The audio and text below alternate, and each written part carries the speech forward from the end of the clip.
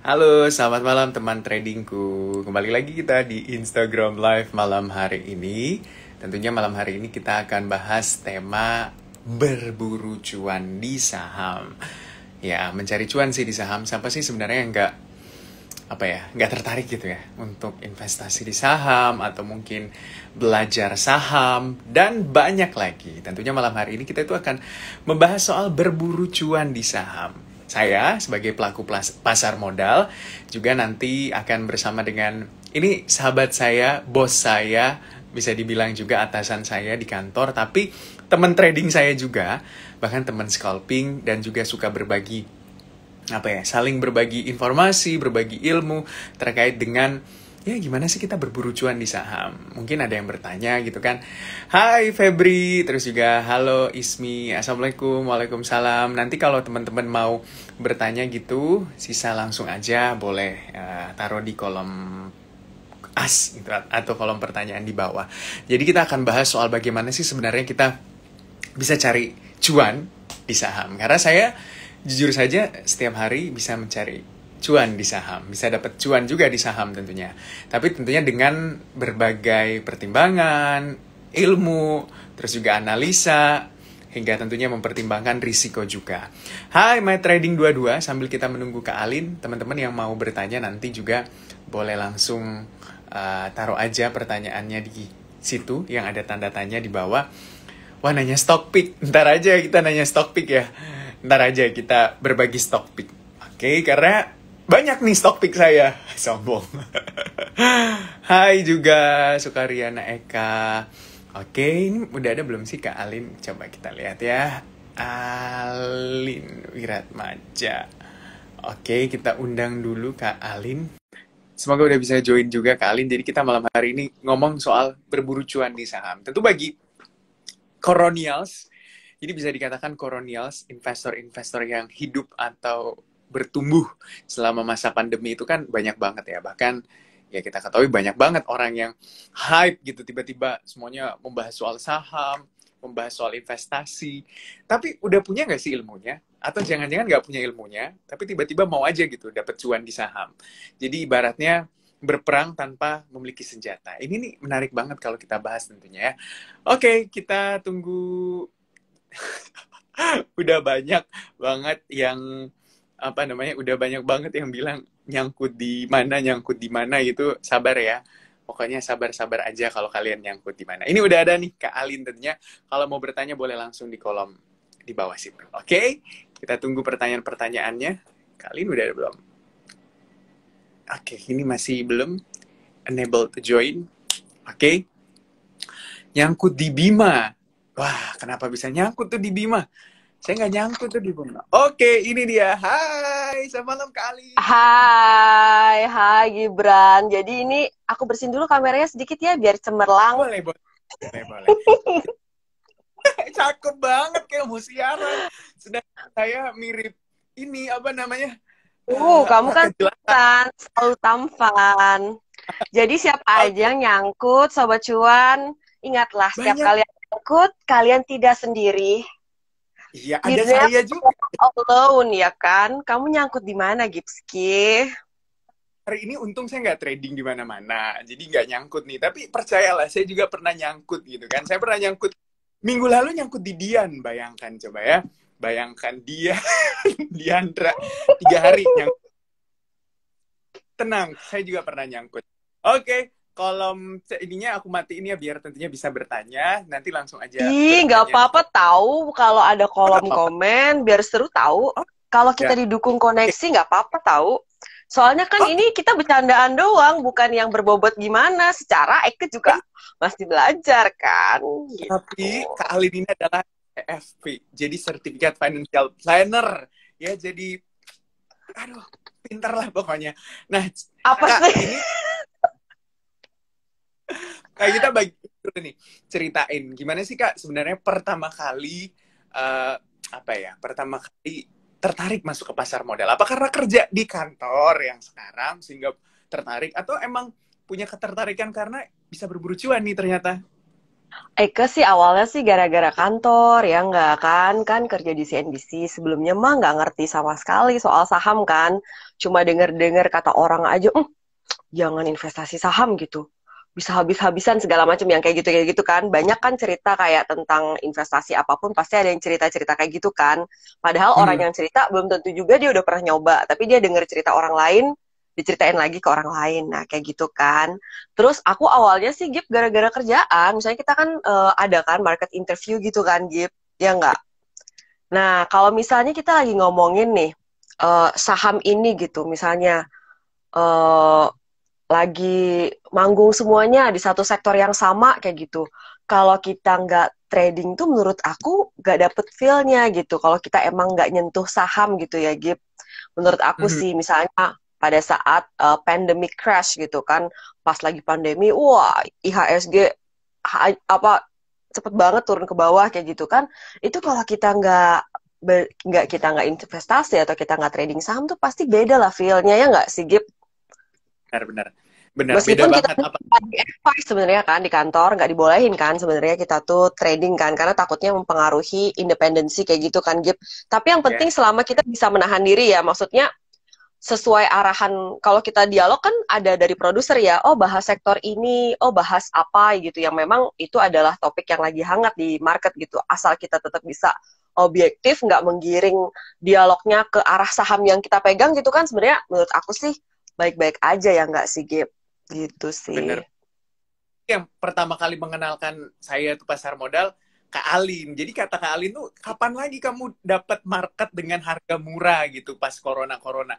Akhirnya saya berani masuk ke market, ternyata bisa trading juga. Nah, berarti pertama kali Dulu Kak ya Alin itu gitu ya invest dulu, pertama kali, dia, kamu kok nggak saham sih gitu kan, aku takut kak, aku takut. Sekarang scalping saham gorengan, yo ampun cepet banget ya akselerasi nyalinya ya. oke, Kak, dulu awalnya investasi dulu, Kak, baru trading atau trading dulu baru investasi? Aku tuh pertama kali kenal saham tuh ikut kelasnya Pak Hendra Martono Lim itu loh, yang arah hunter trading kilat itu kan. Nah, kan aku sebagai orang newbie ya, Gip, aku tuh mismatch antara apa yang aku pikirin dengan apa yang aku lakukan, apa yang aku pelajari. Kan namanya juga kan trading kilat. Kan berarti harusnya itu emang untuk cuan sekejap kan, Gip. Nah, saham-saham yang harusnya buat trading kilat aku pegang, kebayang. Jadi tuh mismatch, jadi tuh itu mungkin ya persoalan-persoalan newbie ya, mismatch, maunya di hold gitu kan, di hodling gitu kan, tapi pegang sahamnya yang volatil kintil-kintil nggak cocok, tentu saja jadinya sengsara ya portofolionya gitu, jadi jangan sampai mismatch sih menurut aku. Mhm. Nah, ini nih ada yang nanya, boleh nggak diceritain pernah nggak sih cut loss atau story cut loss atau nyangkutnya? Sering banget cut loss nyangkut mah. Percaya apa enggak kan? Eka kan suka kan IG live gitu kan sama suhu-suhu saham yang luar biasa kan. Nah, kita kan seringnya kalau ketemu orang yang hebat di saham gitu kan kita pengen tahu gimana sih cara kamu screening sahamnya, gimana sih cara kamu entry-nya gitu kan. Masih ada suaranya nggak nih? Terus Masih, Mas. gimana cara exitnya gitu. Pokoknya kayak kita pengen mempelajari strategi-strateginya banget gitu kan. Kita pengen mengcopy caranya gitu kan. Tapi ya tiap kali ketemu yang hebat-hebat trader-trader tuh ya, selalu tuh nasehatnya itu yang utama dan pertama tuh Gip, kita harus ngerti resikonya dulu. Belajar cut loss yang baik dan benar. Bahkan Eke ya DM-DM-an sama trader yang satu bulan transaksinya 13 triliun rupiah. Pemirsa, pesannya apa untuk Eike? Cut loss yang baik dan benar. Sama, Mas Bekti pesannya sama. Pak Gema The Billionaire sama pesannya. Bapak yang super trader itu juga sama pesannya. Berarti sebenarnya intinya apa sih, Gip? Kita tuh berarti kan kerugian itu sesuatu yang tidak terhindarkan kan, berarti di saham. Yang penting gimana sih caranya kita biar rugi itu tidak membuat kita jadi malas trading lagi ya enggak sih? Jadi nggak mood Mhm. kayak gitu loh. Ya itulah Benar intinya banget. membatasi risiko cut loss yang baik dan benar. Gimana cut loss itu bisa menjaga modal kita, melindungi kita dari mental breakdown. Ya, begitulah cut loss yang terukur. Jadi kan tega buat cut loss ya kayak ya kalau udah menyentuh batas toleransi loss. Jangan pakai perasaan katanya, Gap, gitu. Jadi cut loss itu adalah sebuah, berarti apa ya, kalau kita trading ya emang sebuah, apa ya, sisi mata koin yang tidak bisa kita lepaskan.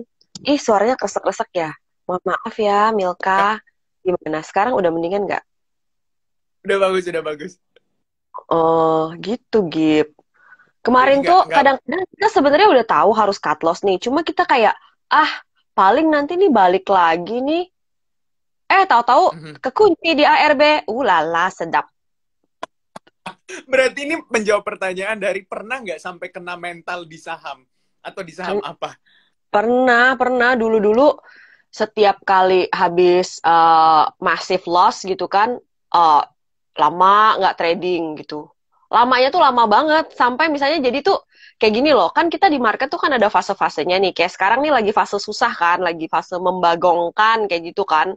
Misalnya nih kalau aku patah hati di September ini, aku tuh dulu-dulu aku tuh kan trading dari 2018 akhir ya, berarti 2019-an lah. Aku liatin 2019 orang-orang yang trading seangkatan sama aku udah pinter kemana-mana ya, Bo. Kenapa gue segini-segini aja gitu kan? Mungkin ini yang terjadi sebelumnya. Jadi aku misalnya lagi di fase yang membagongkan, lagi fase yang sulit kayak sekarang September nih. Aku misalnya kena massive loss kayak gitu kan. Nah, aku tuh berhenti kayak macam trauma tapi tuh lama. Jadi sampai aku tuh melewatkan party window dressing. Kan rugi kan? Ya enggak? Berarti kita kalau lagi kayak gitu jangan sampai membuat kita tuh kayak stop tradingnya tuh kelamaan banget juga menurut aku. Akhirnya kita we miss the party, kemudian juga kan kita di market ini kan harus menabung jam terbang ya, dalam artian melewati berbagai fase kayak gitu kan. Kalau kita stopnya kelamaan, ya jadi lama juga mungkin proses kita di market di gojloknya kayak gitu loh. Jadi aku sekarang, aku juga abis loss gede nih. Jadi aku kayak pelan-pelan lah membangun kepercayaan diri lagi kayak baby step, tapi ya aku nggak mau kali ini totally stop kayak dulu-dulu gitu.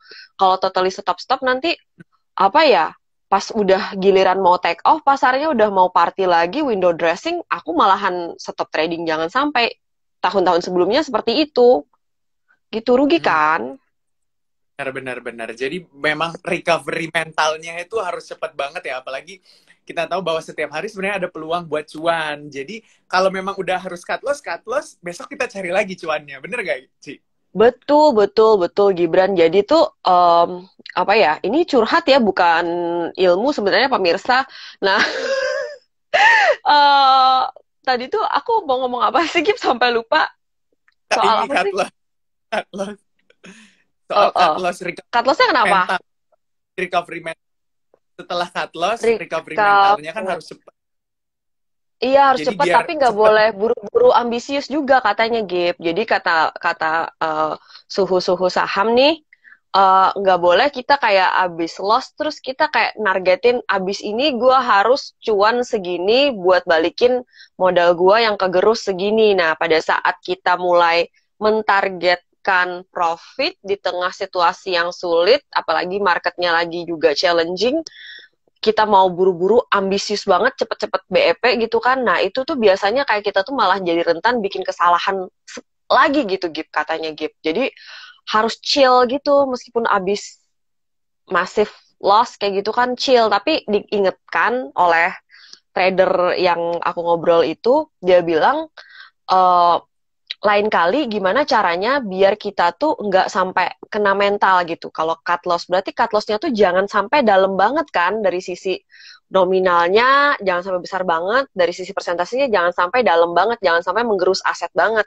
Karena kalau itu terjadi, dia bilang kan mood kita kan kayak diombang-ambing gitu kan, kita jadi nggak enak kan, recovery-nya tuh lama lagi, dia bilang. Nah, jadi ya itu akhirnya lain kali buat aku nih pelajarannya, berarti kan kalau cut loss ya, jangan sampai yang jumlahnya tuh berasa banget gitu loh, jadi kayak ngaruh di psikologis gitu. Jadi harus benar-benar ketat kali Gip gitu.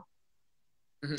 Nih ada yang nanya nih Kak soal tentunya kalau misalnya cut loss nih, pernah nggak sih cut lossnya itu seberapa banyak, berapa persen gitu? Nggak usah nominalnya, tapi berapa persen paling besar? Ya, pernah kena ARB 2 kali, itu kan kalau misalnya aku belinya aja bukan di harga normal, bukan di harga pas dia lagi terbang, kan berarti udah 12%, which is itu kan big no-no kan sebenarnya kan, gitu. Ya, aku juga pernah cut loss nih, jujur nih Sobat Cuan, 40%. Berapa? 40%. Jadi harga saham BB 1.700 turun sampai 900, nggak pernah bisa kejual di harga ARB, nyangkut terus sampai ke bawah, tergeser terus tergerus. Tapi akhirnya itu menurut aku jadi apa ya, yang membesarkan kita di market gitu kan, jadi membuat kita hebat menghadapi market, alasannya Kata aja My nih. Trading, pernah ARB seminggu, Ci, di saham True ya?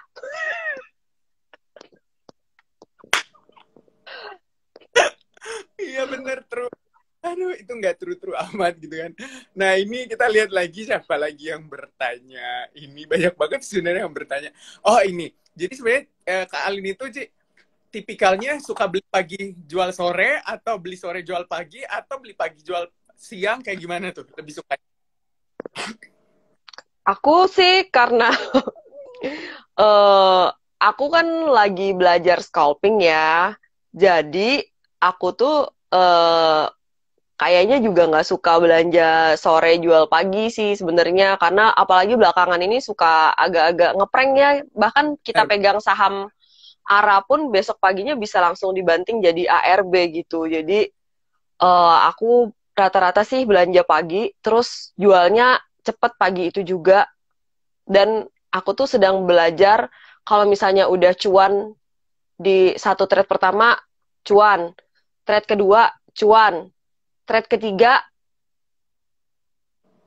cuan gitu. Ya udah aku harus tutup lapak tuh. Tapi kalau misalnya trade pertama udah cuan, yang menurut aku tuh jumlahnya kayak, wah buat aku nih segini tuh udah puas, aku gede gitu.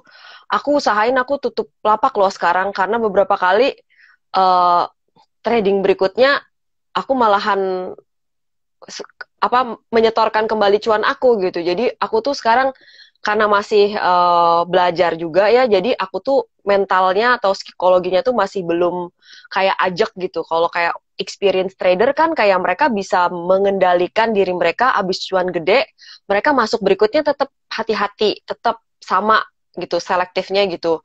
Nah, kalau di case aku seringnya kalau udah habis cuan gede, aku euforia, habis euforia kesenangan, masuk berikutnya tuh kayak terlalu enteng, kayak gitu deh, akhirnya kejeblos.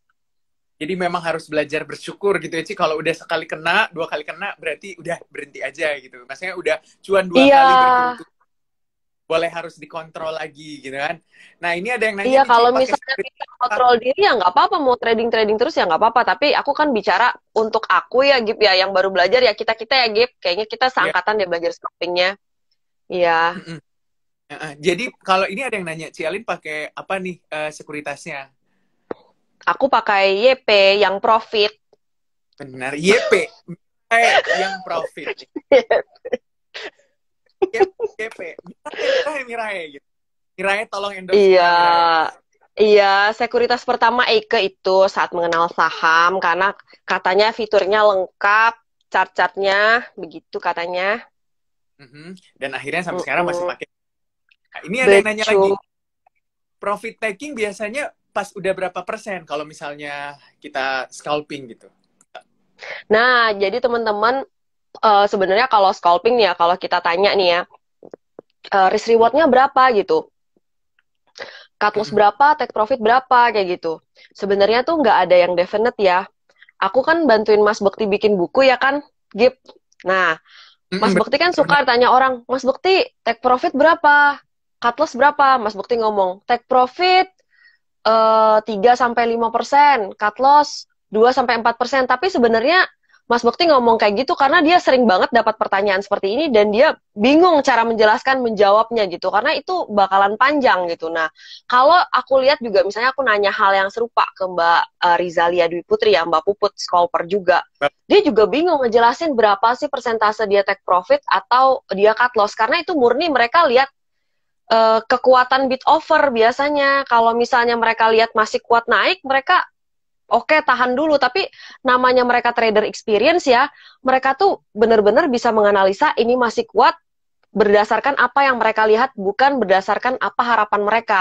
Kalau kita newbie kan misalnya kita masuk nih di satu saham, oh masih kuat naik 2%, masih kuat naik 3%, kita tuh berharap, wow, arah nih arah. Kita tuh memegang itu belum take profit karena kita tuh based on ekspektasi kita, bukan apa yang kita lihat, bukan berdasar bid offer.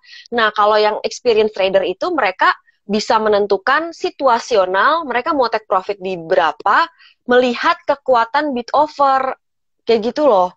Jadi tuh sebenarnya tuh itu situasional banget. Jadi mungkin kita harus membangun jam terbang dan juga skill sampai kita bisa nentuin kita mau take profitnya yang kayak gimana nih. Jadi yang masih aman, nggak runtuh, tapi juga nggak sampai maruk-maruk banget gitu loh. Itu kayaknya tuh seni sih menurut aku.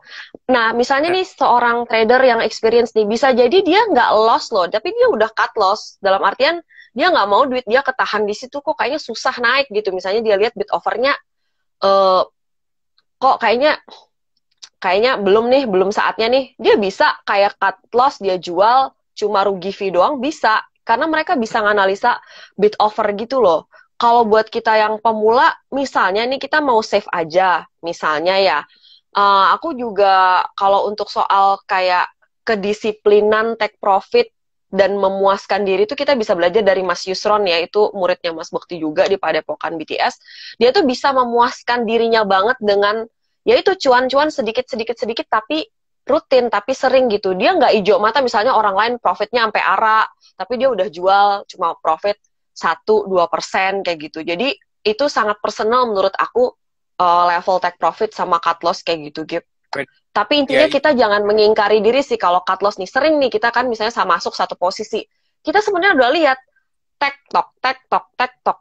Kita masuknya intrinya kurang presisi, jadi itu barang nggak bisa naik gitu. Misalnya kita sudah posisinya udah nggak enak, kadang-kadang kita tuh denial, nggak mau cut loss, karena kita tahu ini tuh masih rame saham nih, masih diperhatiin orang, masih gitu-gitu deh. Kita tuh suka menolak cut loss, terus akhirnya dibawa ke bawahnya dalam gitu. Pernah nggak ngalamin kayak gitu, gitu? Padahal suara hati udah bunyi.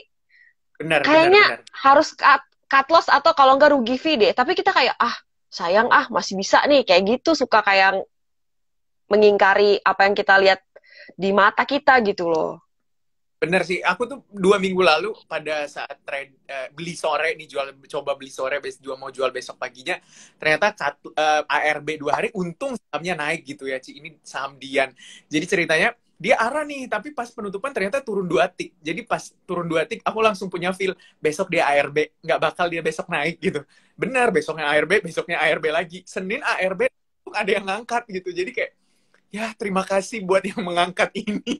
Itu kan akhirnya kan. Tapi kan selama itu kita gak enak kan, Gip. Misalnya kayak gini contohnya nih, mungkin teman-teman juga ada yang ngalamin ya, kena SQMI ARA kan, besokannya ARB, besokannya lagi ARB kan. Tapi abis itu hari ketiga ya diangkat kalau nggak salah. Iya, hari ketiga diangkat. ARA, habis itu ARB sekali, ARB 2 kali, baru habis itu diangkat besokannya. Nah, kadang-kadang kan kita kayak,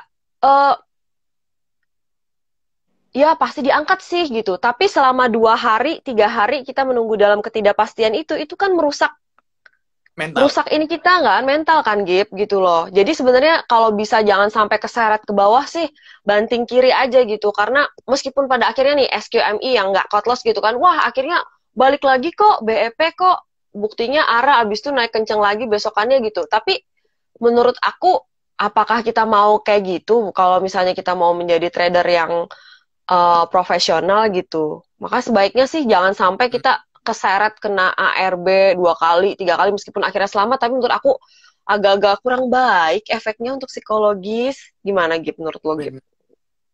Halo, halo Mbak Puput, apa kabar? Terima kasih sudah nonton. Ada Mbak Puput, guru kita. Gitu. Oh, ada Nih, Mbak Kak, Puput. ada yang Gimana nanya kalau kita invite aja Mbak Puput? Kita matiin nih dia mau. kolom komennya, Gip kayaknya udah mulai berat. Iya, coba ya. Aku lihat kalau dia, kalau mau nih, aku coba ke Mbak Puput. Aku matiin dulu Iya, kolom komen. Turn Gesta, off kom. iya Gesta kena psikis tahu menurut aku sih. Iya, Jadi lebih baik mendingan tertib tertib cut iya. loss.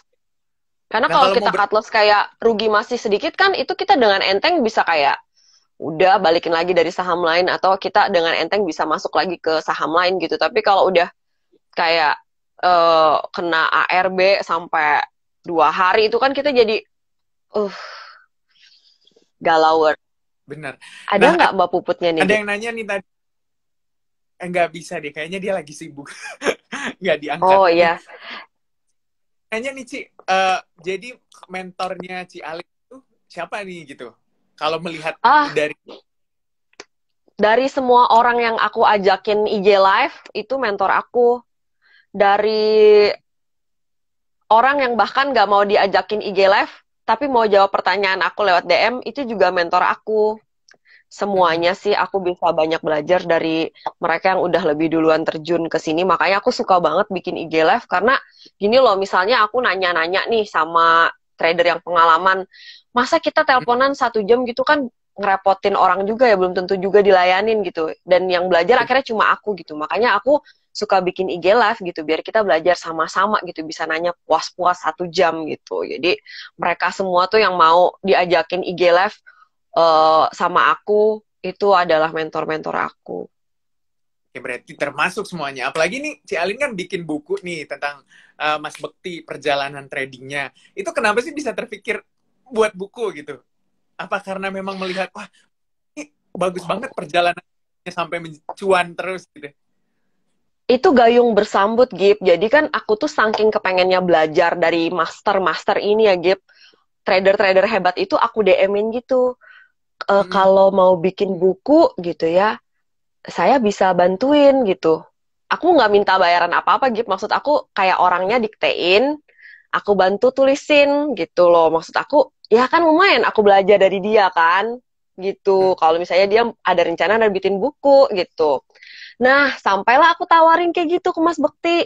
Mas Bekti, ada rencana bikin buku kah? Kalau ada, saya mau dong bantuin nulisin Mas Bekti. Mas Bekti diktein, saya tulisin gitu. Nah, pas banget, gak dalam jangka waktu yang berdekatan, Mas Bekti itu juga didatengin sama penerbit yang mau menerbitkan bukunya Mas Bekti gitu. Jadi tuh kayak emang semesta mendukung tuh Gip, momentumnya dapet gitu loh, bersambut, gayung bersambut. Jadi niat aku mau belajar dengan membuatkan buku Mas Bekti bersambut ada penerbit yang emang nawarin Mas Bekti juga untuk bikin buku gitu. Hmm.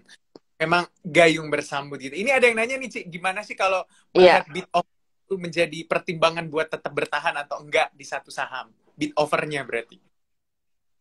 Bo, aku belum sampai ke situ kali ilmunya. Makanya aku sering kejeblos ya. Jujur aja nanti lihat IG live Eke sama Mbak Puput ya, Rizalia Dwi Putri. Aku tuh sering maksain masuk loh, teman-teman. Sering maksain masuk.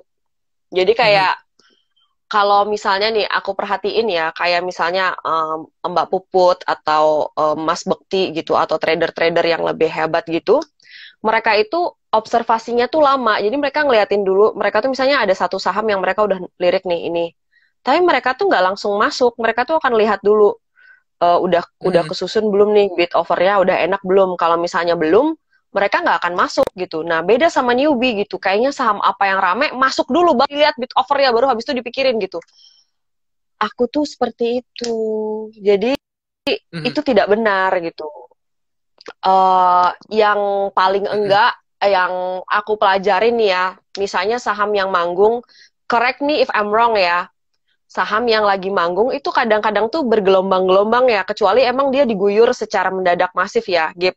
Jadi kalau kita merhatiin bid over nih ya, Gip, misalnya ada saham yang kayak bidnya udah rapi nih di bawah, kita tahu itu sebenarnya fake bid ya, tapi kita berharap dia akan dibawa ke atas kadang-kadang. Jadi misalnya ada saham yang kayaknya lagi terbang kan. Misalnya kita lihat satu saham yang lagi rame, kita lihat, oh lagi naiknya enak banget nih, tek, tek, tek, tek, tek gitu kan. Sebagai newbie nih, Eke dulu nih, langsung aja, bok gitu kan, masuk. Iya, itu adalah salah, Sobat Cuan. Kayaknya loh, salah loh. Soalnya kayaknya tuh bergelombang-gelombang gitu loh, kalau kalau bener gak ya, bergelombang-gelombang dalam artian gini, ini abis dia naik beberapa tik, gak lama kemudian sukanya turun dulu kan, Gip? Ya nggak? Bener. Bener nggak? Ya, Nah, kita ada lihat dulu. rata gitu loh biasanya, Ci. Jadi kayak Iya. kalau graf dia membentuk harga rata-rata. Kalau aku sih kalau jujur suka mengambil di mana dia membentuk harga rata-rata. Baru aku ambil. Ya biasanya rezekinya naik.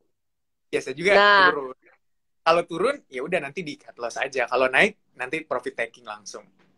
intinya lihat sikon sih, jangan langsung buru-buru masuk. Kadang-kadang kan dibawa dulu turun ke bawah, habis itu kemudian baru ada kayak sesi sesi berikutnya gitu ya, sesi dalam artian sesi naik beberapa tik berikutnya. Nah, kita kalau kita udah pastiin itu koreksinya habis, kita bisa dan dia ada kayak gelagat naik lagi, kita bisa numpang tuh. Kalau menurut aku sekarang hati-hatinya di situ. Kalau dulu aku kayak newbie banget gitu, yang mana naik, pak langsung aja gitu aku numpangin gitu ya, udah dibawa turun. Jadi kayak naik hanya untuk diturunkan gitu. Bener Kalau banget. sekarang aku harus lebih hati-hati aja sih teman-teman. Jadi jangan takut kayak ketinggalan kereta, dan kalau emang udah ketinggalan kereta ya udahlah biarin gitu. Aku tuh dulu tuh suka kayak forcing forcing my trade gitu, kayak maksain trade aku gitu. Itu sih yang aku sadarin. Itu kayak bid over gitu, kayaknya nanti kalian perhatiin sendiri deh. Misalnya coba di mental apa ya, buat kayak coba dulu. Oke, misalnya kita lihat bid over. Seandainya aku langsung masuk buru-buru, masuk segini, pak, gimana ya gitu. Tapi kita nggak masuk beneran, cuma kira-kira doang. Habis itu kita liatin turun apa naik. Nah itu kayak buat ngebangun sense aja gitu, biar kita tuh dapet gitu, masuknya tuh numpangnya tuh pas gitu loh. Sama kayaknya nggak boleh maruk ya, sering banget kan kayak itu tuh cepet banget ya kalau saham yang lagi volatil ya. Kalau misalnya sering kan kita misalnya masuk ke saham terus kita kayak nggak percaya, wah cuannya cepet banget langsung gede gitu. Nah itu kalau kita nggak ambil tuh biasanya tuh udah akan diambil dari kita, hilang tuh kayaknya. Habis itu kita tinggal ikut yang koreksinya doang, ya nggak sih Gip?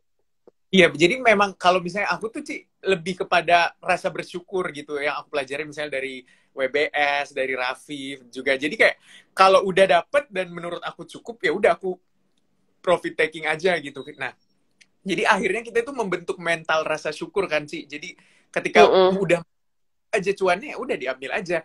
Kalau setelah itu kita profit taking dia naik, oh berarti bukan rezeki. Kalau dia setelah profit taking berarti turun, berarti Tuhan masih nyelamatin kita dari cut loss gitu. Aku sih mikirnya kayak gitu. Nah, aku juga belajar dari Iya, Bapu ini nih, apa namanya? Bid dan offer gitu kan, ngelihat over. ternyata enak tuh ngelihat caranya Mbak Puput. Nah, makanya besok nih aku mau nonton Instagram Live Ci Alin biar lebih ke-refresh lagi ilmunya. Nah, Ci ada yang nanya lagi nih, Ci. Satu hari biasanya lihat berapa saham gitu yang diperhatiin? Aku sih karena masih dalam tahap belajar ya, aku kayak suka malam-malamnya, suka aku catet-catetin gitu saham yang volumenya gede-gede gitu. Cuma buat aku lihatin aja, maksudnya lihatin chartnya, kemudian lihatin kayak buat cek-cek aja, buat familiar aja. Oh saham ini kemarin tuh volumenya gede, kayak gitu aja, cuma buat familiarin diri aja. Tapi aku sehari trading mungkin 2 sampai 3 saham paling ya. Tapi itu juga belakangan kan aku lagi suka bikin salah ya. Jadi aku kayak hari ini aku lagi berkurang banget lah frekuensi trading aku. Ci, ini Mm-mm. nih ada yang nanya. Saya malah sering cut loss di 15%, tapi di 4-5% doang untuk profit takingnya. Apa ada jurus jitu? Jadi kayaknya eh, modalnya itu sering kegulung dengan cut loss-nya sih. Jadi gimana ya? Ya gitulah. Untungnya Jadi kegulung, cuan cut kegulung. loss-nya ngalahin profitnya. Iya, aku jadi ini salah satu penghiburan aku juga ya, kan aku habis loss gede ya, tapi aku bersyukurnya adalah eh nah aku cerita aja ya, aku dikasih tahu Mas Bekti, Alin, kamu kan masih belajar scalping. Kamu apapun yang terjadi, kamu scalping dengan dana 20 juta aja, kata Mas Bekti. Jangan di top up dulu. Tadinya aku belajar scalping dengan duit 30 juta. Karena dikasih tahu Mas Bekti 20 juta aja, aku tarik 10 jutanya. Jadi aku scalping dengan dana 20 juta aja. Pesan Mas Bekti adalah gimana aku survive tiap fase market dengan uang ini. Masalah top up, kata Mas Bekti itu gampang kalau emang kita udah dapet, udah bisa gitu, top up tuh bisa. Karena berkaca dari kesalahan-kesalahan aku dulu kalau punya rezeki aku top up per RDN-nya. Padahal kan aku masih belajar trading kan belum ajak gitu, belum profit konsisten. Jadi alhasil tiap kali di top up balik lagi gitu dalam artian kayak nggak di top up gitu, jadi cuma menambah sumbangan aku aja ke market gitu. Nah akhirnya sekarang aku tiap kali ada rezeki aku ngikutin konsepnya Mas Bekti gitu ya. Mas Bekti kan punya namanya safety fund ya, jadi safety fund ini kayak macam dana jaga-jaga, dana untuk nanti freedom fund kita untuk meraih kebebasan finansial tuh Mas Bekti itu bedain jadi dua gitu.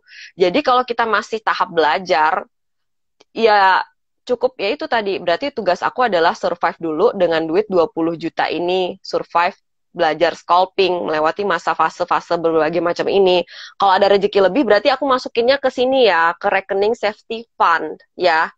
Jadi ini misalnya untuk ngamanin uang sekolah anak aku sampai berapa bulan, untuk ngamanin cicilan KPR aku sampai berapa bulan. Ini adalah dana darurat aku. Pokoknya semakin besar safety fund ini, semakin tenang kita saat kita trading, gitu. Kenapa seorang Bekti Sutikna santai aja, enter sekian miliar, karena di safety fund-nya ini jauh lebih gede daripada di rekening RDN-nya ini. Jadi, nah, balik lagi ke yang tadi kan. Jadi, aku diajarin Mas Bekti, kalau cuan ditarik dulu. Meskipun kayaknya boros fee ya, ada yang bilang, boros fee dong, begitu cuan langsung ditarik, begitu cuan langsung ditarik.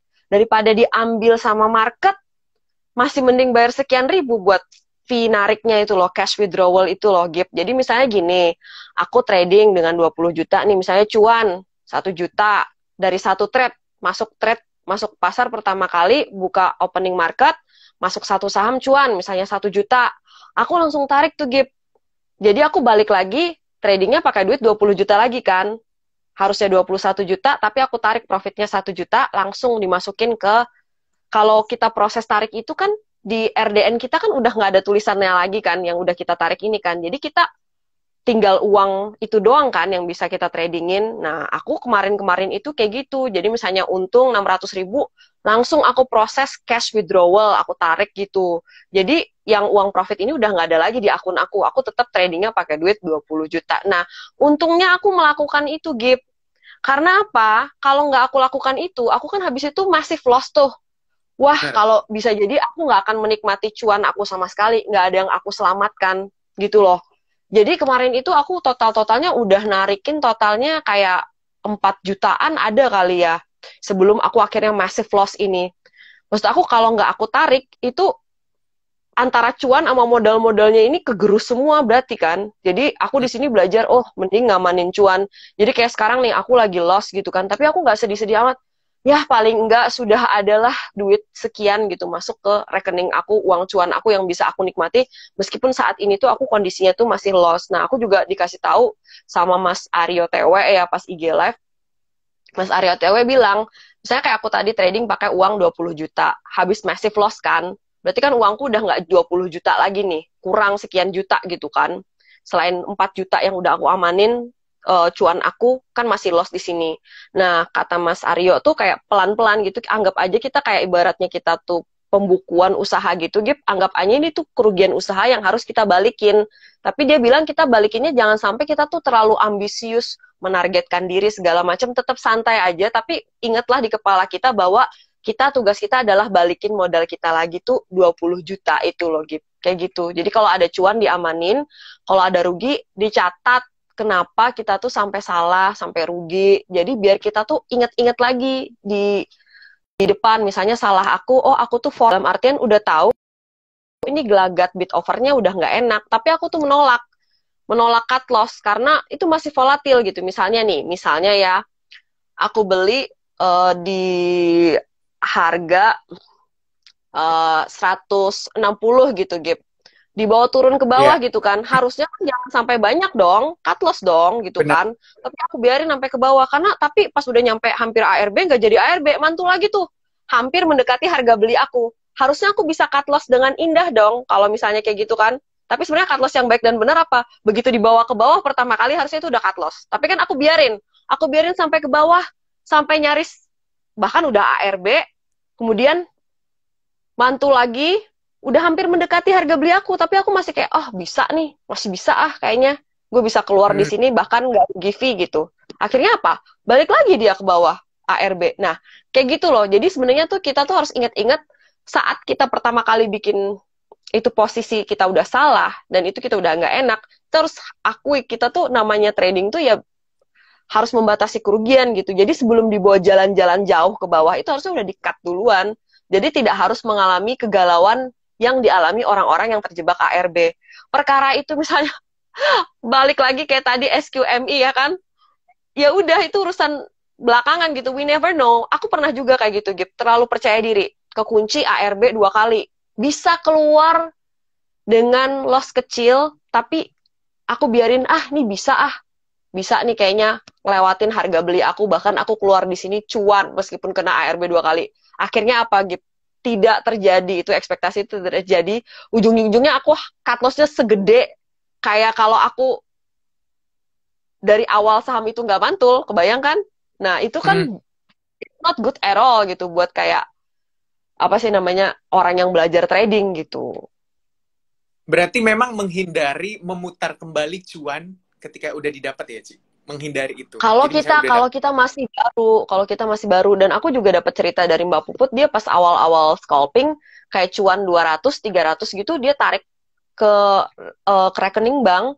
Maksudnya emang kayaknya, Hmm. cuan 200 300 kepotong sekian ribu buat biaya apa cash withdrawal gitu. Kayaknya sayang kan. Tapi daripada diambil lagi, maksudnya kalau Mbak Puput sih sekarang udah experience trader ya. Aku nanti kita tanya deh besok Mbak Puput masih nggak ngamanin cuan narik kayak gitu. Tapi dulu awal-awal dia belajar trading dia dikasih tahu Mas Bekti juga kayak gitu untuk amanin cuan dia kayak gitu. Dan itulah Bener yang banget. aku lakukan sekarang juga gitu. Menghindari gitu ya. Jadi yang paling penting adalah nggak ada kata nyangkut sebenarnya, Ci, kalau kita memang mau cut loss dan tega gitu buat cut loss. Jadi nggak pernah dibawa Iya, berhari-hari gitu. betul, jangan kayak apa ya, kadang-kadang kita tuh terlalu melekatkan trading dengan diri kita gitu kayak gini contohnya nih. Mungkin aku kenapa banyak cerita salah aku, maksudnya sekalian buat aku belajar, siapa tahu juga teman-teman bisa belajar dari kesalahan aku. Jadi kan di September ini aku setengah bulan pertama tuh trading dikasih cuan terus gitu. Dalam artian enak aku tradingnya. Terus setengah bulan pertama aku tuh lumayan banget lah aku bilang. Aku tuh dalam hati, baru nyeletuk dalam hati nih Gip. Kalau aku akhir bulan September bisa net profit bulanan, itu berarti buat aku sesuatu gitu.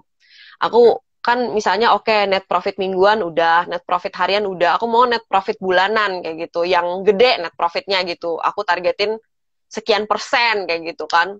Kalau berhasil aku gitu, aku mau screenshot, baru mau bilang baru mau sombong gitu, baru mau sombong kayak gitu ya. Udah dihajar dengan oleh market.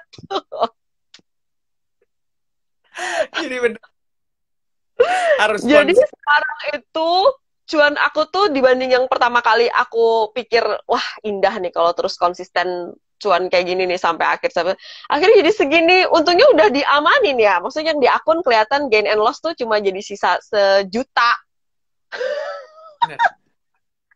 untung udah ditarik-tarikin apa uang aslinya ke rekening bank aku, kalau enggak itu sedih banget lah. Aku tuh kita tuh akhirnya ketika trading ya menurut aku sih kita itu melihat apa ya mendapatkan ritme kita. Jadi dulu tuh aku suka ya sama-sama aja gitu. Kalau misalnya kalah di satu pertempuran suka main hajar aja. Jadi akhirnya uang kita modal kita itu berkurang gitu. Terus aku melihat siklusnya, ternyata aku tuh suka nggak hoki di hari Jumat. Ini jujur nggak tahu kenapa suka cut Masa loss di sih? hari Jumat. Ya beneran. Nah, berangkat dari pengalaman itu, akhirnya aku nggak pernah trading di hari Jumat. Hari Jumat itu biasanya aku entah pakai duitnya buat apa, atau diamanin lagi duitnya. Tapi bener aku nggak pernah trading hari Jumat karena ini secara historical aja. Aku selalu cut Uh-uh. loss di hari Jumat. Jadi belajar dari historical, Kayaknya mending Allah pengen kamu Jumatan dengan tenang, Gip, nggak mikirin saham. Kayaknya bener-bener gak mikirin pas lagi sholat kayak sesi 2 main apa ya, sesi 2 mau beli Iya. apa ya, kayak mending mending Nah, katanya nggak usah. balik lagi. Betul, balik lagi ke cerita aku tadi kan aku ceritanya mau punya target nih, net profit sekian persen di ujung September. Akhirnya apa? Itu ngaruh masuk ke kepala aku. Aku jadi maksain Gip, yang harusnya aku udah cut loss, aku berharap itu bisa cuan sekian, nggak aku cut loss. Jadi kayak mentargetkan diri, eh, pengharapan yang halu-halu itu kadang-kadang bisa bikin kita bias melihat harusnya kita udah tahu kalau dalam situasi normal kita tahu itu udah harus di cut loss. Tapi karena ada ambisi tadi kan, Gip, pengen membukukan kinerja net profit bulanan di September, jadi mengingkari situation yang ada di depan mata gitu, Gip. Nih, Ci, ada yang ngasih ini nih kayak contoh kasus. Kalau misalnya saldo awalnya 50 juta, terus sisanya 45 juta, berarti bisa dikatakan habis cut loss nih.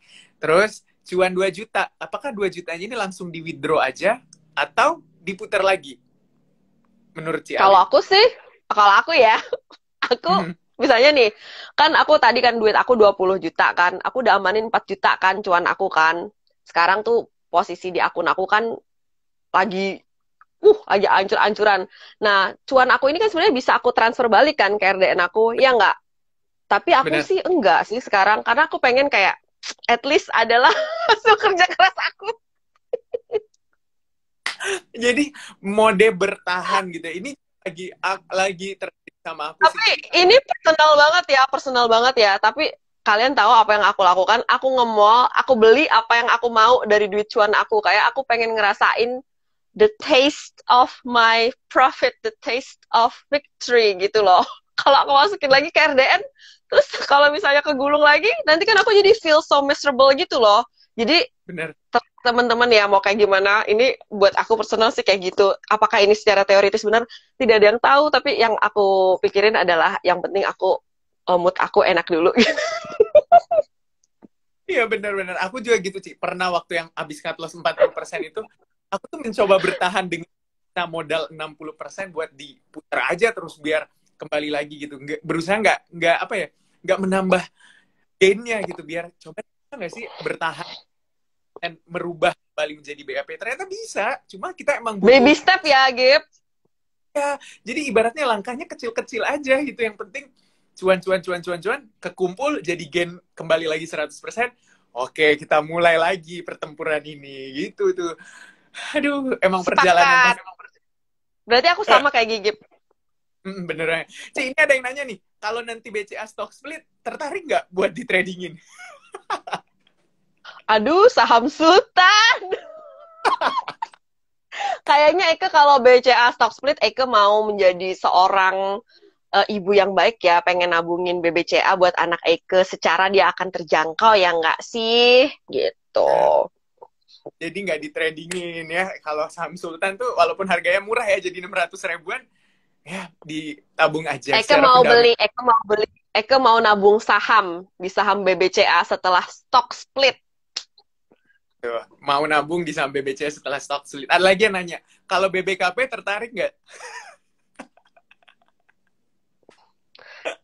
Partial delisting gitu kan. Saham-saham Bosowa dan afiliasinya akan tidak ditradingkan lagi kan. Jadi saya kira kita tidak tahu ya.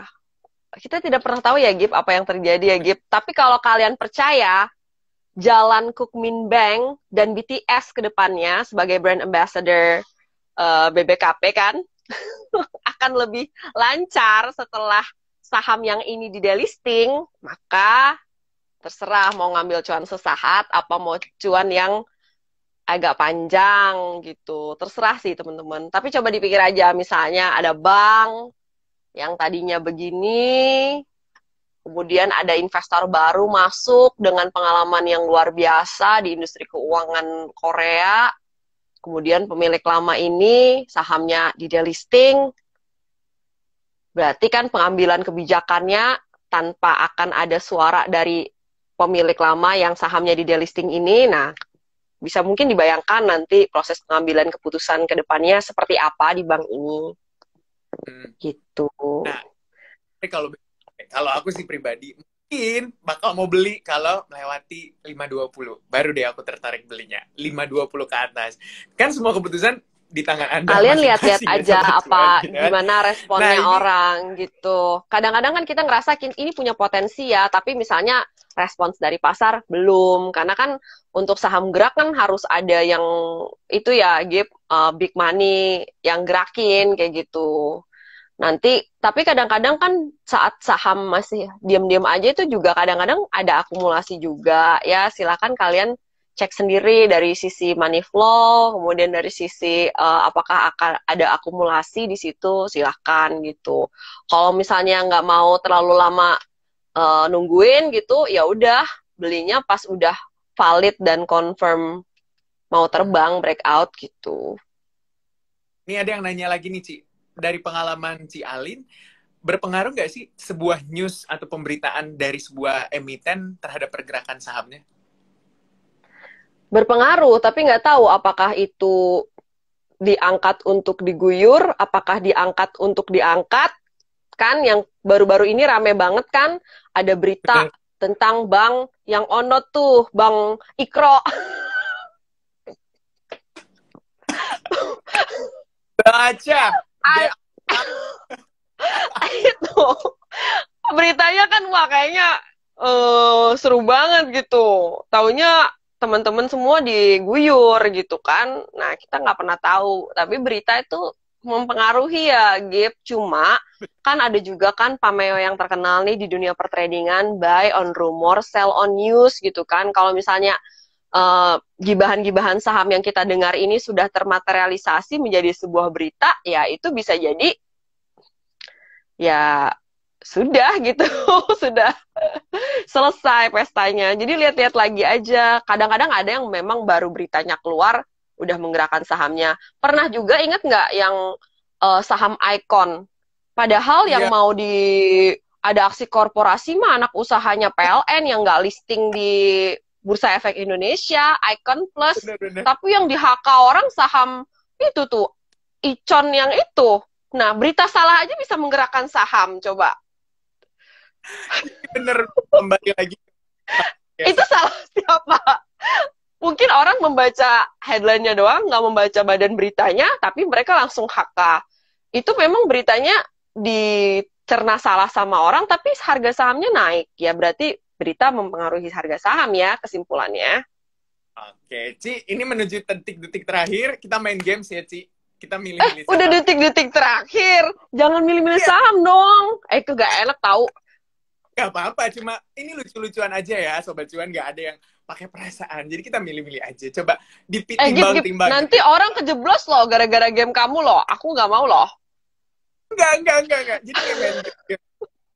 Ini di garis bawah ya.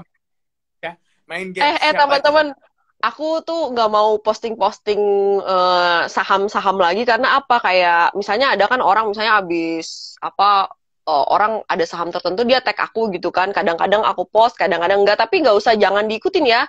Maksudnya iya. itu kan rezeki orang lain. Kita masuk ke saham itu belum tentu rezeki juga. Sama aku nggak mau juga disalahin sama orang gitu. Nanti, ih gara-gara IG story-nya Kak Alin kejeblos nih ini. Aduh nggak enak banget. Ini gamenya aman gak nih, Gip?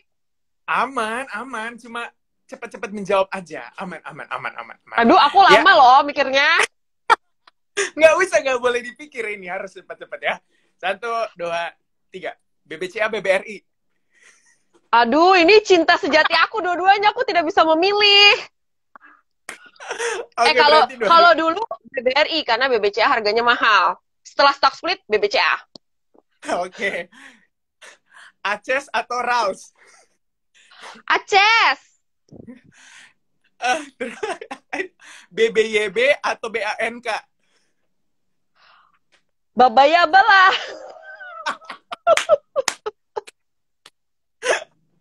Oke. Selanjutnya, ANTM atau TINS? Apa? ANTM atau TINS? ANTM. Eh, Teens tapi lebih eh, liar, lebih binal. Teens. Kadang-kadang teman-teman ada saham kurang terpuji tapi dia gerakannya binal dan liar. Jadi Trader-trader pada suka. Breeze atau agro? Agro. DMMX atau MTDL? DMMX. Banyak dipom-pom sama influencer. MTDL Arka, aja deh. Karena dia nggak endorse aku.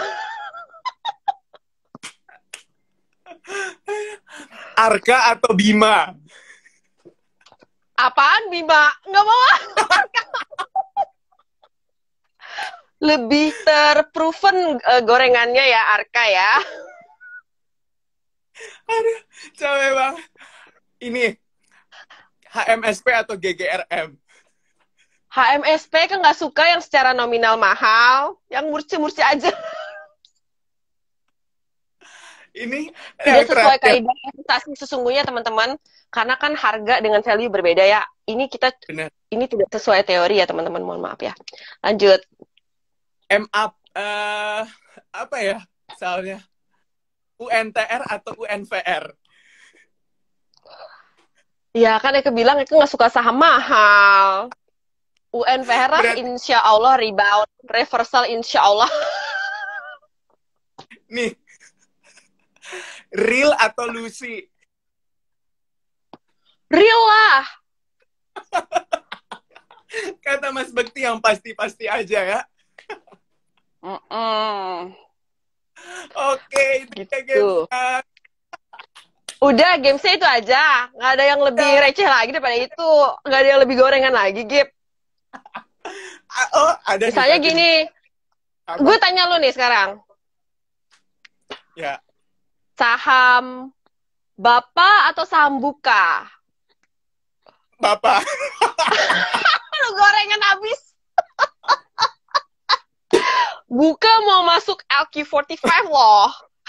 Nggak apa-apa. Aku sukanya yang kolesterol renyah-renyah digigit gitu.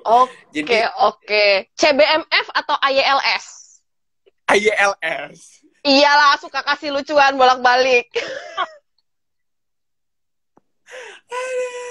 INPC atau PNBS? Apa? INPC atau PNBS? INPC. Asli goreng. Ada lagi nggak yang lebih gorengan daripada ini ya? Nih, Mcor atau Aku baca? tahu. Mcor, baca lagi geris kan?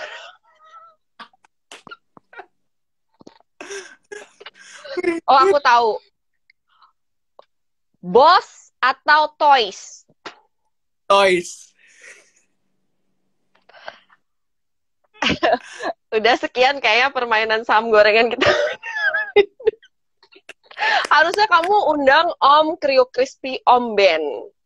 Oke, ntar aku bakal undang Om Ben. Aku mau DM Om Ben, tolong. Om Ben ajarin sobat cuan untuk trading saham gorengan. Oke, ajarin Sobat Cuan buat trading saham gorengan. Ntar kita akan ada sama Om Ben tentunya di next. Bagaimana Cik, jangan sampai sobat cuan kena guyur tapi cukup kena tempias aja. Benar. Itu yang paling terakhir nih, Ci, pesannya buat Sobat Cuan.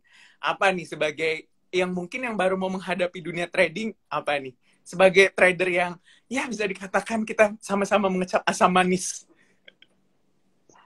Aduh, gini ya sobat cuan. Kita bagaimana supaya kita sudah pintar sebelum modal kita habis. Begitu ya, semangat ya. Eke berjuang dengan uang scalping Eke yang 20 juta itu dan sekarang sudah tidak 20 juta lagi itu. Bagaimana Eke bisa pintar sebelum uang itu habis. Kalau bisa uang itu bertumbuh ya dan Eke sudah pintar juga.